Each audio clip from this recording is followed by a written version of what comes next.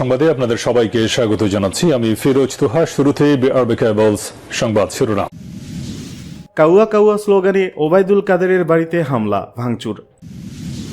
গুড়িয়ে দেওয়া হলো ৩২ নম্বরের বাড়ি। সুধা সদনে আগুন। ভেঙে দেওয়া হয়েছে খুলনায় শেখ বাড়ি। চট্টগ্রাম, সিলেট, রংপুরে মুরাল। কুষ্টিয়ায় হানিফের বাসভবন। হাসিনা ভুল প্রজন্মের সঙ্গে পাঙ্গা নিয়েছে, মন্তব্য হাসনাত আবদুল্লার। প্রধান উপদেষ্টাকে ২টি সিদ্ধান্ত নেওয়ার আহ্বান পিনাকির। হাসিনা নিষিদ্ধ হয়ে গেছে, আওয়ামী লীগও হবে, হুঁশিয়ারি বিএনপি নেতার। সংসদে বিরোধীদের তোপের মুখে মোদী সরকার। অবৈধ ভারতীয় অভিবাসীদের হাতকড়া শিকল পরিয়ে ফেরত। কাউয়া কাউয়া স্লোগানে ওবায়দুল কাদেরের বাড়িতে হামলা ভাঙচুর। বাংলাদেশ আওয়ামী লীগের সাধারণ সম্পাদক ওবায়দুল কাদেরের বাড়িতে হামলা চালিয়েছে বৈষম্য বিরোধী ছাত্র আন্দোলনের নোয়াখালী জেলার সদস্যরা। আজ বৃহস্পতিবার দুপুরে ১টায় কোম্পানীগঞ্জ উপজেলার বসুরহাট পৌরসভার ১ নং ওয়ার্ডের বড় রাজাপুর গ্রামের মিয়াবাড়িতে হামলা চালান তারা। এ সময় তাদের নারায়ে তাকবীর কাউয়া কাদের স্লোগান দিতে দেখা যায়। এই প্রতিবেদনটি লেখা পর্যন্ত দুপুর ১টা ৫০ হামলা চলমান রয়েছে। জানা যায়, আজ সকালে বৈষম্য বিরোধী ছাত্র আন্দোলনের নোয়াখালী জেলার নিজস্ব ফেসবুক পেজ থেকে এই হামলার ঘোষণা দেওয়া হয়। এতে লেখা হয়, নোয়াখালীর বিপ্লবীরা বুলডোজার নিয়ে প্রস্তুত থাকুন, মার্চ টু কাউয়া কাদেরের বাড়ি, আজ বেলা ১১টা। সরেজমিনে দেখা যায়, আন্দোলনকারীরা কেউ বাড়ির ছাদে, কেউ বাড়ির ভেতরে, আবার কেউ বাড়ির সামনে অবস্থান করছেন। তারা নারায়ে তাকবীর কাউয়া কাউয়া সহ বিভিন্ন স্লোগান দিচ্ছে। এ সময় তারা বাড়ির বিভিন্ন আসবাবপত্র, ছাদের রেলিং এর ও সামনে থাকা পোড়া একটা গাড়িতে আগুন দেন। স্থানীয় বাসিন্দা সাইফুল ইসলাম সংবাদ মাধ্যমকে বলেন, বাড়িতে ওবায়দুল কাদেরের নিজস্ব কোনো ঘর নেই, যেটি আছে সেটা তার ছোট ভাই কাদের মির্জার। সামাজিক যোগাযোগ মাধ্যমে ঘোষণা দিয়েছিল বেলা ১১টায় হামলা করা হবে, তাই সকাল থেকে সাংবাদিকরা বাড়ির সামনে অবস্থান করেন। বিভিন্ন স্থান থেকে উৎসুক জনতা বাড়িটি দেখতে আসে। আন্দোলনকারীরা বলেন, সারা দেশে শিক্ষার্থীদের উপর হামলা ও উস্কানিমূলক বক্তব্যের জন্য দায়ী আওয়ামী লীগের সাধারণ সম্পাদক ওবায়দুল কাদের। আজ সেই রাগ ও ক্ষোভের বহিঃপ্রকাশ ঘটাচ্ছে ছাত্র জনতা। সবাই কাউয়া কাউয়া স্লোগান দিচ্ছে। এমন খারাপ রাজনীতি কেউ করলে তাদের এমন পরিণতি হবে, এটাই আমাদের শেষ কথা। এদিকে গুড়িয়ে দেওয়া হলো ৩২ নম্বরের বাড়ি। সুধা সদনে আগুন। ভেঙে দেওয়া হয়েছে খুলনায় শেখ বাড়ি। চট্টগ্রাম, সিলেট, রংপুরে মুরাল। কুষ্টিয়ায় হানিফের বাসভবন। রাজধানী ধানমন্ডি ৩২ নম্বর সড়কে শেখ মুজিবুর রহমানের বাড়ি জাদুঘর বুলডোজার দিয়ে গুড়িয়ে দিয়েছে বিক্ষুব্ধ ছাত্র জনতা। গতকাল রাত ৮টা থেকে শুরু হওয়া ভাঙচুর কার্যক্রমের এক পর্যায়ে আগুন ধরিয়ে দেওয়ার পর বুলডোজার দিয়ে গুড়িয়ে দেওয়া হয়। একই সঙ্গে ধানমন্ডিতে বাসভবন সুধা সদনও ভাঙচুর করে বিক্ষুব্ধ জনতা। বুধবার রাতে নিষিদ্ধ ঘোষিত সংগঠন ছাত্রলীগের ভার্চুয়াল অনুষ্ঠানে যুক্ত হয়ে গণ-অভ্যুত্থানে ক্ষমতাচ্যুত স্বৈরাচার শেখ হাসিনার বক্তব্য দেওয়ার প্রতিবাদে ধানমন্ডি ৩২ নম্বরে বাড়ি গুড়িয়ে দিয়েছে বিক্ষুব্ধ জনতা। আজ বৃহস্পতিবার সকালে সরেজমিনে গিয়ে দেখা গেছে, রাত থেকে চলা কর্মসূচি কিছু সময়ের বিরতি দিয়ে সকালে আবারও শুরু হয়। রাতে অর্ধেক ভেঙে দেওয়া বাড়িটির বাকি অর্ধেকও গুড়িয়ে দেওয়ার কাজ চলছে।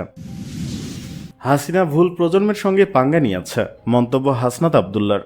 জুলাই আগস্টে হত্যাযজ্ঞ চালিয়ে ভারতে পালিয়ে যাওয়া বাংলাদেশের সাবেক প্রধানমন্ত্রী শেখ হাসিনাকে হুঁশিয়ারি দিয়েছেন বৈষম্য বিরোধী ছাত্র আন্দোলনের আহ্বায়ক হাসনাত আবদুল্লাহ। তিনি বলেছেন, হাসিনা, তুমি ভুল প্রজন্মের সঙ্গে পাঙ্গা নিয়েছ। বৃহস্পতিবার নিজের ভেরিফাইড ফেসবুক আইডিতে এক পোস্টে এ মন্তব্য করেন হাসনাত আবদুল্লাহ। ছাত্র সমাজের উদ্দেশ্যে বুধবার রাত ৯টায় শেখ হাসিনা ছাত্রলীগের ফেসবুক পেজে এসে বক্তব্য দেবেন বলে প্রচার করা হয়। এই ঘোষণাকে কেন্দ্র করে গতকাল দিনভরই সামাজিক যোগাযোগ মাধ্যমে চলে উত্তেজনা। বৈষম্য বিরোধী ছাত্র আন্দোলনে অংশ নেয় অনেক শিক্ষার্থী ও অনলাইন অ্যাক্টিভিস্ট ফেসবুকে ধানমন্ডি ৩২ অভিমুখে বুলডোজার মিছিল এবং মার্চ টু ধানমন্ডি ৩২ কর্মসূচির ডাক দেন। এদিন বিকেলে ধানমন্ডির ৩২ নম্বরের বাড়িটি গুড়িয়ে দেওয়ার হুঁশিয়ারি দিয়ে ফেসবুকে একাধিক পোস্ট দেন ইনকিলাব মঞ্চের আহ্বায়ক ও জাতীয় নাগরিক কমিটির সদস্য শরীফ ওসমান হাদি। নিজের ভেরিফাইড ফেসবুক অ্যাকাউন্ট থেকে ধানমন্ডি ৩২ ভাঙার ডাক দেন বিদেশে অবস্থানরত অনলাইন অ্যাক্টিভিস্ট পিনাকি ভট্টাচার্য। তিনি লিখেন, থাকবে না ৩২ নম্বর, থাকবে না ইনকিলাব জিন্দাবাদ। সন্ধ্যা ৭টার পর বৈষম্য বিরোধী ছাত্র আন্দোলনের আহ্বায়ক হাসনাত আবদুল্লাহ এক ফেসবুক পোস্টে বলেন, আজ বুধবার রাতে বাংলাদেশ ফ্যাসিবাদের তীর্থভূমিমুক্ত হবে। এরপরই ধানমন্ডি ৩২ নম্বরে শেখ মুজিবের বাসার সামনে এসে জড়ো হতে শুরু করেন বিক্ষুব্ধ ছাত্ররা। পরে রাত ৮টার দিকে বাড়িটিতে প্রবেশ করেন তারা। সময় বাড়ার সঙ্গে সঙ্গে ভিড়ও বাড়তে থাকে। সে সময় বাড়িতে ব্যাপক ভাঙচুর চালানোর পর আগুন ধরিয়ে দেওয়া হয়। একই সঙ্গে প্রবেশ মুখে স্থাপিত শেখ মুজিবুর রহমানের মুরালটি সম্পূর্ণ ভেঙে ফেলা হয়। পরে রাত 10টা ৫০ বাড়ির সামনে বুলডোজার আনা হয়। বৃহস্পতিবার সেই বুলডোজার দিয়ে বাড়িটি ভেঙে গুড়িয়ে দেওয়া হয়। এদিকে প্রধান উপদেষ্টাকে ২টি সিদ্ধান্ত নেওয়ার আহ্বান পিনাকির। উপদেষ্টা ডক্টর মোহাম্মদ ইউনূসকে রাষ্ট্রের সকল স্থাপনা থেকে শেখ মুজিবুর রহমানের ছবি সরানো ও গোপন বন্দিশালা পরিদর্শনের আহ্বান জানিয়েছেন বিদেশে অবস্থানরত লেখক ও অনলাইন অ্যাক্টিভিস্ট পিনাকি ভট্টাচার্য।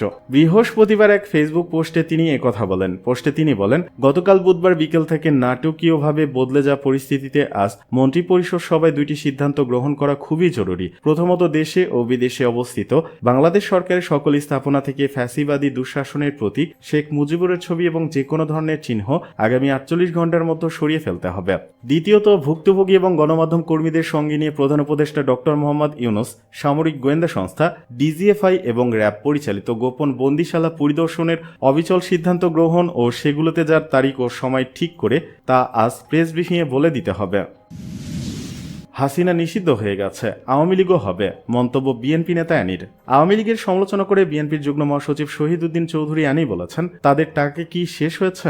দেশ থেকে সবাই কি চলে গেছে? তারা বাড়িঘর তো রেখে গেছে, জায়গা জমি তো রেখে গেছে।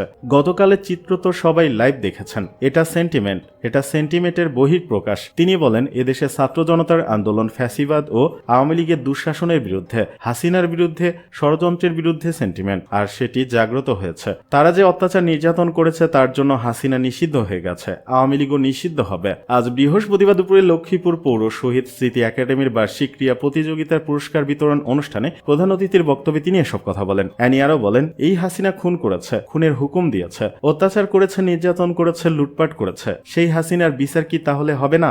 না, এই সুযোগ বাংলাদেশের মাটিতে বিএনপি দেবে না। একটা নির্বাচন যদি হয়, যদি বিচার হয়, অটোমেটিক আমাদের যে সেন্টিমেন্ট, সংসদে বসে জনগণের সমর্থন নিয়ে আলাপ আলোচনার ভিত্তিতে অফিসিয়ালি নিষিদ্ধ করা, এটি আমাদেরও দাবি। এটা আমরা চাই না। আমরা ছাত্র জনতার আন্দোলনে ছিলাম, জেল খেটেছি। সুতরাং সবাই মিলে আমাদের নেক্সট টার্গেট এই প্রজন্ম ও শিক্ষার্থীদের জন্য আমাদের একটি সুন্দর বাংলাদেশ গড়তে হবে। এই ওয়াদা ও টার্গেট নিয়ে আমরা মাঠে নেমেছি। এদিকে অবৈধ ভারতীয় অভিবাসীদের হাতকড়া শিকল পরিয়ে ফেরত, সংসদে বিরোধীদের তোপের মুখে মোদী সরকার।